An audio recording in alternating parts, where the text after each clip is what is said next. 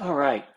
Now that we've spent a good amount of time in the text, thinking through things like genre and making our observations and looking at the structure of the passage, thinking about the theology of the passage, and even checking our work in the commentaries, the next thing we want to do before we move over into back into our world is we want to think about the aims for the original audience. And what I mean by aims is the author's intended messages. So, in light of the context, text, and theology, what were the author's intended messages for the original audience? And I would say that the author, the original author, didn't just have one thing in mind, but possibly multiple things in mind in how he wanted to form and how he wanted his audience to respond to the message that he was trying to communicate in that particular passage or in that particular story. So let's look at some examples, and we'll go back to our Luke 7 example. Again, we know the story from the woman coming in and interrupting Simon the Pharisee's party. So let's think about what were the aims, what were the things that the author was after in how he intended to form his audience through this story. So we can't know for certain, we can't get into Luke's mind as to exactly what he was trying to, how he was trying to form his audience, but I think we have a pretty good idea based upon our previous work that we've done that these are some things I think that Luke was aiming at. Luke wanted his audience to believe Jesus' identity as God. And again, just to keep in mind, we are we are always thinking at this stage of the original author and the original audience. Okay, we're not thinking about us yet. We will bring these things over when we begin to think about our response to the gospel, but we're not thinking about us yet. We're thinking about them. So Luke wanted his audience to believe Jesus' identity as God. Luke wanted his audience to extravagantly worship Jesus as those who have been greatly forgiven. And Luke desired for his audience to understand that self-righteousness is a barrier to truly knowing and loving Christ. I mean, you could also maybe add in there that Luke wanted his audience to experience peace, or Luke wanted his audience to recognize that Jesus could know their thoughts, but I don't know if those are absolutely central to what Luke was seeking to communicate through how he told the story. So let's look at another example then. We'll go back and we'll look at Genesis 21.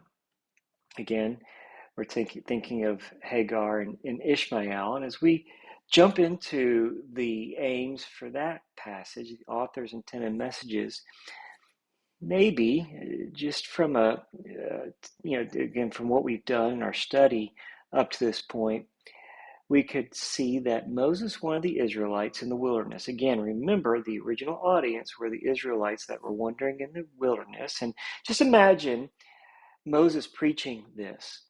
Imagine it's not just even a written text, but Moses preaching this story to the Israelites in the wilderness. And what would he wanted for them? How would he have wanted to be been formed through this story of another slave woman and her son, who eventually had been given a promise, who were living without much provision. Okay?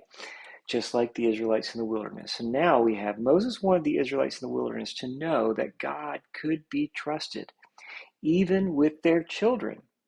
Because one of the things that we can remember from the story in the wilderness of the Israelites in the wilderness, the thing that prevented them, one of the things that prevented them from wanting to go into the land, to conquer the land, after the spies came back, after spying out the land, the promised land, is they didn't want their children to die in this process.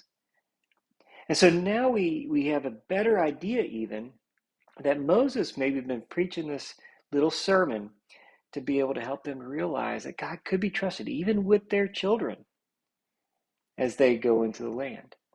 Moses wanted them to know that despite the fact that they might have meager provisions, God could provide even if they felt like they were on the verge of dying, which they felt. Thirdly, Moses wanted them to know that God hears their cries.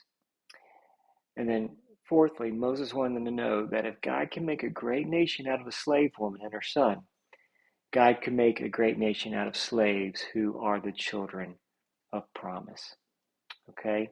So those are some things I think that we could aims determine as that our aims from what Moses wanted to communicate and how he wanted to form his original audience.